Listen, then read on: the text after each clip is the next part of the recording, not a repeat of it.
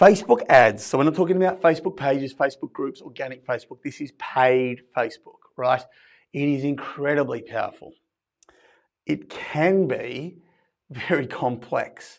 Anyone who's ever used the back end of Facebook ads, the ads manager, it can be massively overwhelming. Facebook's got a little simple thing that'll come up.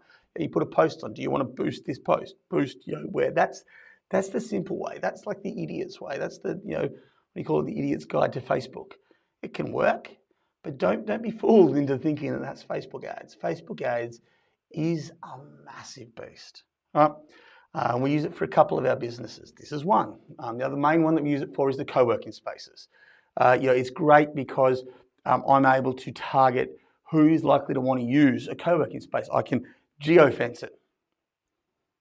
If I've got a co-working space in Mornington, right, there's another one in Frankston. In fact, there's another one of ours south in Dramana.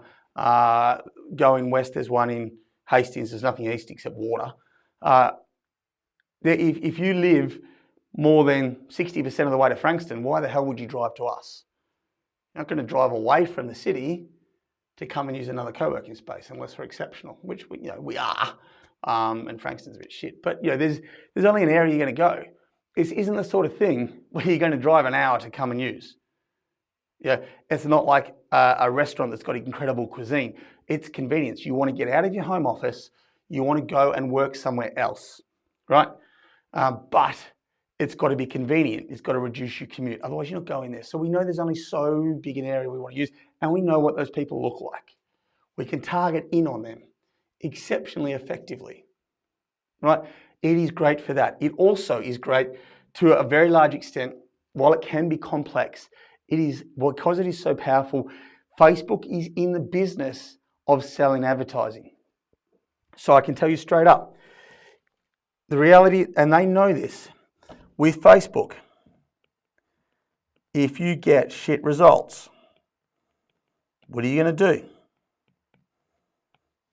You're going to yank your advertising and go elsewhere, right? So they don't want you to get shit results. They work really hard to not see you get shit results. And they're assuming that you're dealing with smart marketers who are doing a lot of marketing, measuring it all, because most of us are, right? And they want you to compare your ROI or your ROAS, okay? That is return on investment,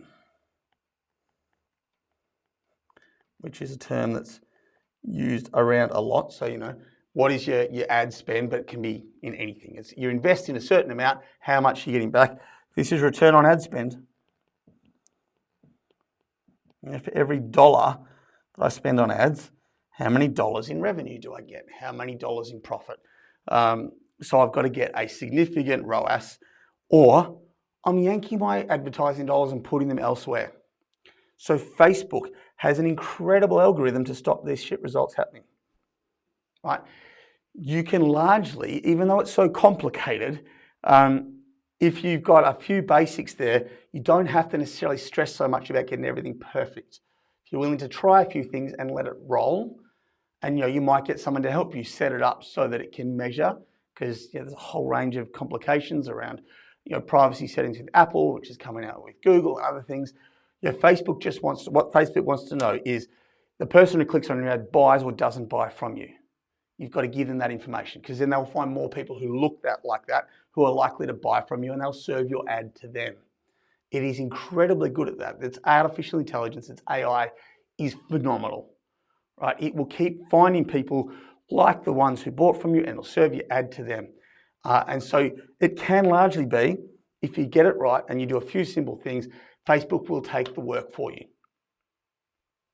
because it's trying to reduce the amount you spend per customer. Yeah? And you're like, why would it do that? Wouldn't it want to take me for everything I'm worth? No, it doesn't want to take you for everything you're worth. It's assuming that you're out there testing 10 of the things that I'm talking about to you today. And if your best return on ad spend, your best return on investment, you get more dollars back for every dollar you pour into Facebook, guess what you start doing? Pouring more of your dollars into Facebook. Yeah? You've got a $1,000 a month ad budget and you put in $100 in 10 different sources, and Facebook's returning you $1,000. This one over here is returning you $2. it's the best. Guess what? You put all your $1,000 into Facebook. Then you're sweet. We're growing. Let's make that 10,000, now 20,000, now 50,000, now $1 million. Like, wow. I remember the first time someone told me, they're like, oh yeah, we spend $1.2 million a month on Facebook. I was like, what? Are you out of your mind? You spend how much on Facebook? They're like, yeah, we didn't used to. We started off with like $100 on an ad. But now Facebook returns us $7 million a month. Okay. I guess if I was going to get $7 million back, I'd fork out $1.2 million as well. You know, it becomes a no-brainer. That's what they kept doing and growing. They started small and then built and built and built. And suddenly they're like, you know, we're spending 1.2, we're giving Mark Zuckerberg $1.2 million a month, right? Facebook can only do that and be the behemoth it is if it reduces your cost of acquisition, if it reduces your ROAS. So it is quite effective and quite powerful at actually driving down how much it costs you. It will do everything it can to reduce the amount you have to spend to get more revenue in. So a lot of the time it can be, don't overthink it, get out of its way. You learn enough, do the bit, but then let Facebook do the heavy lifting. Don't overthink it and don't mess with it too much. Anyway,